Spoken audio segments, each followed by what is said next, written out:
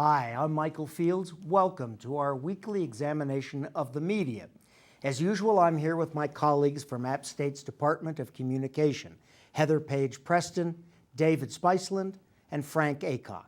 We have a full program, so gang, let's get to it. I have put this first topic in a framework that may not be completely fair or completely accurate, but what the heck. I call it, should the media inform or inform and explain? Example, Bill Cosby. We haven't set a standard yet, a bar for what we consider unworthy of our time and conversation. Otherwise, I'm not sure where this Bill Cosby thing would, but since we haven't, it slides in. I'm not so concerned about his actions, about which we all know. I'm concerned that in the last week or so, and it kind of started in a big way on ABC's The View. Whoopi Goldberg has been very, very supportive of him and said all along for weeks and weeks and weeks, look, I want to wait until the evidence is in, until this man is brought to trial, and so forth. And somebody at ABC decided that their legal correspondent should come on the show and explain to her, Whoopi, these cases aren't going to come to trial, or at least most of them will not come to trial, because in most of the states, these rape charges are far beyond the statute of limitations. That brought a change in Whoopi's demeanor, and it also elicited a comment from the president in which he did not mention Cosby by name, but he did define rape in such a way that everybody knew what he was saying, and it wasn't pro-Bill Cosby. Frank, we'll start at your end this time, because we always start with you, Heather, and we're going to let you draw. All right. Should the media have been saying all along, the reason Bill Cosby is still free to entertain and to make money and so forth is because he's never going to be prosecuted for these things? Theoretically, I'd say yes. However, let's be honest, these days we have a tendency to want to cover the more sensational aspects. And the more sensational aspects of it is the 40-something different victims who have come forth since 2005, all with these different cases. His wife and his daughter coming back and saying, oh no, this did not happen this way and all like that. And we begin to get this sort of split between those on one side and those on the other. And so really when you get right down to it, the legal aspect of it sort of gets buried underneath all of the scandal aspect of it. But one sentence could have satisfied all of those, or many of those, who say, I don't understand why someone's not hauling him into court. That, unfortunately, you can't. That is not, that's not available. David? Well, he's treated differently as well because he's a public figure. If you want to look at from a defamation standpoint, possibly privacy, I got to be honest. I've always liked Bill Cosby. I grew up with Bill Cosby. I still laugh at Bill Cosby jokes, thinking about the old Warner Brothers records we listened to. I mean, rape is a horrible, terrible thing, I know. But I'd like to think that I have sort of a blank slate in terms of his guilt or innocence. But having said that, what does the media do to answer your original question? You get into agenda setting, do we, the media, set the agenda, or we, whoever they are? And the answer is, yeah, of course they do. The words they use, the terminology, you talk about explaining. Could you, in 2 minutes, explain the Iranian deal that was announced yesterday or the day before? And the answer is no, it's very complicated. Yeah, but I think this is not quite that complicated. I can't think of his name, but the legal editor of ABC News got on The View and explained it to Whoopi's satisfaction. I'm sure they had a conversation beforehand. Oh, yeah. In about 2 minutes. He can't be prosecuted because his misdeeds, his alleged misdeeds, have occurred so far in the past that they are no longer, he's no longer liable because the statute of limitations has run out on those cases. That doesn't take very long to explain, and what I think happens is that the women who were his victims, I would suspect, have been motivated now to come out in much larger numbers and relive this horrible event in their past simply because it's the only way they can get back at him, ruin him in the public arena because he's not going to be taken to court. That's an interesting point that you make. The independent UK newspaper described the reason why no one's taken legal action against Cosby in 3 sentences in print. And their next section talked about why can allegations not be examined, and the purpose, the reasoning that women are coming forward because it's really the only sort of justice they're going to get, the vast majority of them, is in the court of public opinion. What's really interesting about that UK Independent article was it came out in November of last year, and it came out within days of 2 articles, one in the Washington Post and one in the online edition of Time, that covered essentially the same talking points of the Cosby case, but neither one of those mentioned the fact that he couldn't be prosecuted. So it is a really interesting question. What I found when I looked at all of this was that the stories tended to, as Frank said, create that binary, yes or no, he either did it or he didn't, to emphasize the sensational aspects of how many women, and or looked at the cultural implications of the coverage itself, so the media critiquing itself. And what you find out was that while the culture is important, they're really not explaining the importance of the lack of legal action. And that is the overriding question I think a lot of people had. It's like, okay, why? You Why? remember, and again, this is a very unfair comparison, but what the heck. How many of us came up on one of our shows on I think, Business Matters a couple of weeks ago, it was the academics, when Paul Gates said, gee, there are a lot of people running around in the streets of Charlotte who ought to be in prison. And of course, he was speaking of bankers. And I think there are a lot of people in this country, in the world, who just don't understand why this guy, who by almost any standard of objective fairness, is guilty of this stuff. I mean, in the settlement statement, I think it came out last week, someone released some of the notes, an admission that he made in a settlement to one of these women that was supposed to have been sealed, apparently, that he had secured Quaaludes and had slipped them into her drink with the object of having sex with her without her consent. I mean, this was in the settlement. He admitted this. I just don't get why such an easy couple of sentences should not have been attached to this story all along. Okay, now you said before that he will never come to trial over this, but before we went on air, Frank, you mentioned that there may be one state where indeed the statute of limitations has not run out. Most of these happen, I think, in California.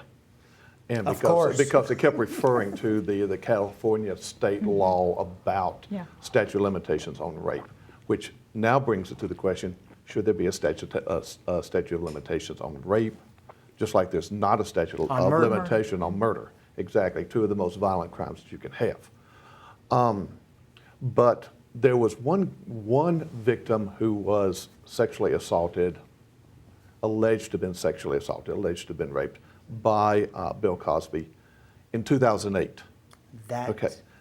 This appears to be the one incident where they think they can get their hands on The one him. actionable. Yes, exactly. Because most of these, I remember reading that said that the statute of limitations in California ran out in 1988. Most of these things happened well before that. You know, some of them going back to the 1960s even. I think what bothers me is the first story on this that I could find was January 27th of 2005. And here we are 10 and a half years later, and we're really only getting to it. And in reality, most of the stories that have come about have been since October of last year. It's all of us. It's when the rush. What has gone into the last 9 years that none of this came about? Were they able to bury it that well? Was it the fact that he was able to pay off enough people? You know, why did not the others immediately come to the first victim, Constance, defense when, when she first brought it up back in January of 2005 in an ABC News report? I think, and then we'll move on to the next one because I don't think we have the answer here. But I do think that it is of some concern and some interest to me as to why, when all of this is going on, why he would even want to continue performing. Now, that has nothing to do with the basic topic. Anybody have a notion of what makes somebody tick? I've always been interested in how the entertainment industry works, going back to old Hollywood. And there's a lot of stories that are just now coming to light, or fairly recently. I understand you used to be you were an intern for Hedda Hopper. Is that true? Oh yeah, exactly. And those of you that don't know Hedda Hopper, it doesn't matter. She's long gone. Google her. But there's lots of stories, philandering and whatever, that at some level was accepted or just not known about. And like Frank, you mentioned. Was there a payoff? Was there a quid pro quo? I don't know, but Hollywood, although... well, he did make a settlement with this one woman from which we learned that he admitted the Quaalude business. And yeah, it has a real seedy underbelly. Hollywood? Yeah, No. I know. A shock, just like the movie Casablanca, gambling going on here or whatever. But I also think that one of the reasons why this has become such a story right now that everybody's gotten their hands on it is because of the persona of Bill Cosby as being clean, as being Cliff Huxtable. wholesome, Yes.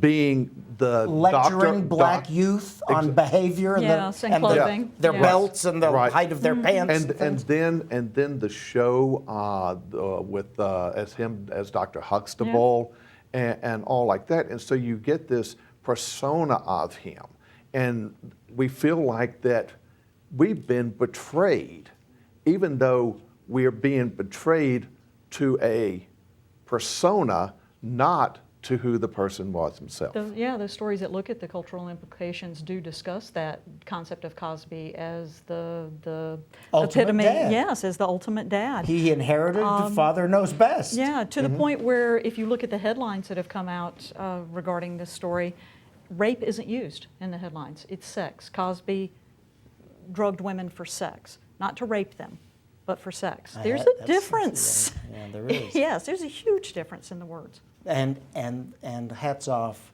to the president for helping to put that difference into perspective the other day. All right.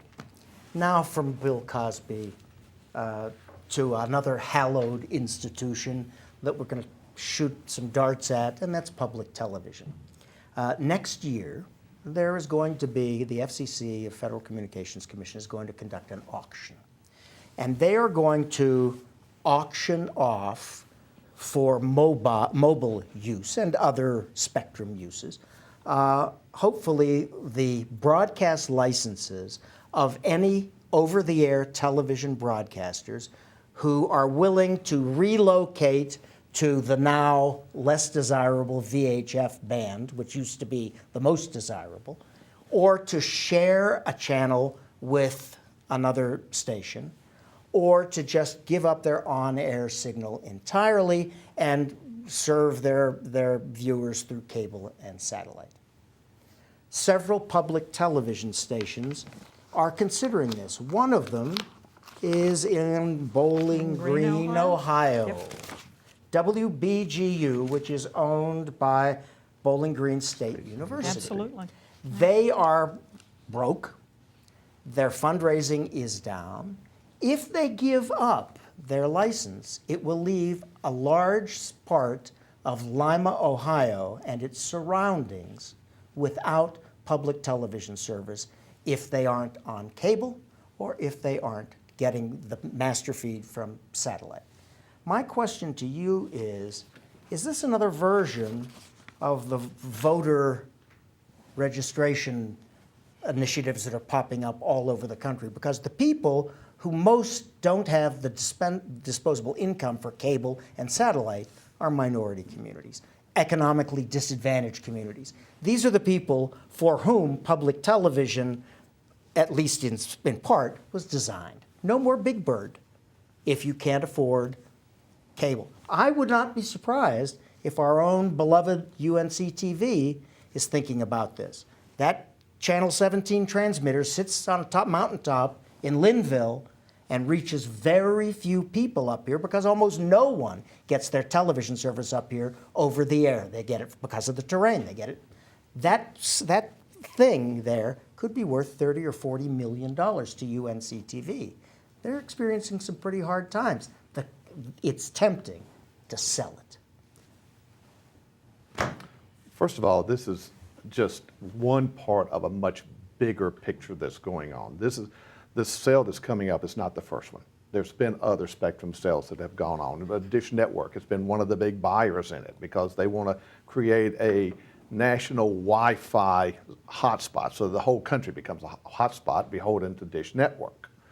And it's not just the public television. CBS is looking to possibly sell all of its standalone CW channels, all of its duopoly second channels, if you will, of CBS, getting them down to only 16 nationwide. We're talking about huge swaths of spectrum All right, that let me can be. interject for just a moment. And that is Yes. absolutely a huge story. But Dish and CBS aren't funded with tax dollars. They aren't funded from right. viewer contributions, and they don't have the mission that public television has. That's true. And that is a huge difference. Yes, and I wasn't trying to suggest one over the other. I was simply trying to make the point that there's a lot more going on here, and this is going to impact television in significant ways, not only in public television, but also across the commercial spectrum as well. But we're talking now Right. about the Right. responsibility of a public broadcaster to serve its public, especially when it gets virtually all of its funding, a little bit of sponsorships in the form of underwriting. But most of it comes from the Corporation for Public Broadcasting, state government, through some of the stations get it through our university, and viewer contributions. Now, that's not CBS. Frankly, while I would not want to do without a CBS, I don't get CBS over the air anyway. But there are a lot of people, the people in Lima, Ohio, who don't have cable and who don't have satellite, are going to lose access to PBS if the over-the-air signal is gone. David. You're not going to like this. Why are they almost broke? I've not seen the story. I don't know much about Bowling Green, Ohio's station. But why is PBS having so many problems? PBS is having problems for a lot of reasons. Number one, in order to maintain their mission and their standards, they spend more. If you watch a documentary that's produced for one of the cable channels, which generally cost about $250,000 to produce, and they're usually farmed out to a local producer, to a freelance producer, and a PBS documentary, which goes through so many levels of editorial scrutiny and so forth, they cost 4 or 5 times as much. Part of that is because people in public television, I've worked both sides of the street, love to get in there and do something that doesn't necessarily have to appeal to a wide audience. It's something that a lot of people flock to public television for. Ratings are not the greatest motivating factor. And secondly, because public television has really not kept up with the times. That's public television's responsibility, not its viewers. There are people out there who grew up with Mr. Rogers, grew up with Big Bird, and those programs are timeless, and they need to be there for future generations. And just because public television isn't necessarily so adept at minding its affairs doesn't mean that those people should be denied what their tax dollars are supposed to be funding. So the question I'm asking is, could they do it better? We can't solve it here. You talked about the structure, the way that things are done, and I'm just asking, could it be done better in a different way? I'm not You saying mean this, delivery of the signal? not just delivery of the signal, but the whole PBS structure. Yes. I mean, it goes back to the Carnegie Report, 1960-ish with President Johnson. Can we do it better? Can we do it differently? But I don't one know. thing we can't do before next year's auction, and that is to find an alternative distribution path for public television signals when the over-the-air signal is gone. And frankly, I'm not sure I want to invest in Bowling Green University. I'm not saying $40 million of fresh cash, which will be spent, quote, on a more core segment of the university's mission. They don't feel this is their mission anymore. In fact, that's a greater ethical issue about this. Bowling Green has not decided how the money's going to be spent. So what they define as core and what maybe the people paying tuition define as core can be completely different. There are lots of ethical issues in this. If we believe that there should be a separation between commercial interest and public good, which is at the heart of this, then I think we're beholden as a country to protect public broadcast. And when the auction came up, there was nothing built in to acknowledge the unique problems that public broadcast stations face. They don't have the same ways of generating revenue. Yes, they enjoy tax breaks, but not to the extent of $40 million. At the same time, remember, these auctions are voluntary. Oh yes. Yes, but So the point is that if any station that wants to stay on the air can stay on the air. Excuse me, how does a college-run television station over the air Yeah. stay on the air over the objection of its administration? yes. Well, that's a different question. Well, but it's You know, the same. That's a different question. I'm as opposed worried to not about the auction. station, I'm worried about the people the station will abandon. Sure. But also, public broadcasting has been leading the way in working with alternative delivery systems.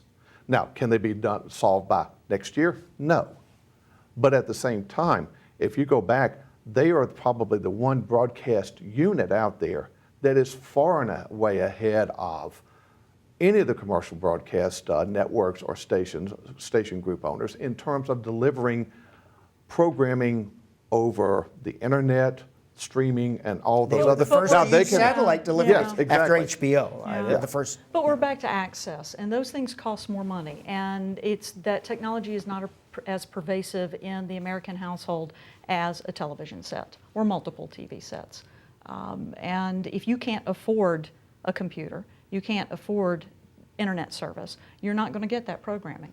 Whereas now, And you who can does still that get it. affect most? When Yeah. you say if you can't afford, it's the people who could, I don't say they do, but could benefit from what public television has to offer the most. Could benefit, but I would be interested to know what percentage of that percentage, and approximately 10% of the audience out there gets television through over-the-air only, nationwide. It's right at 10%. But it's much, much higher percentage in a place like Lima, Ohio, yeah, where it's flat. It may be, Yeah. but it is still only about 10% nationwide. Like you said, it's not evenly spread out along those lines.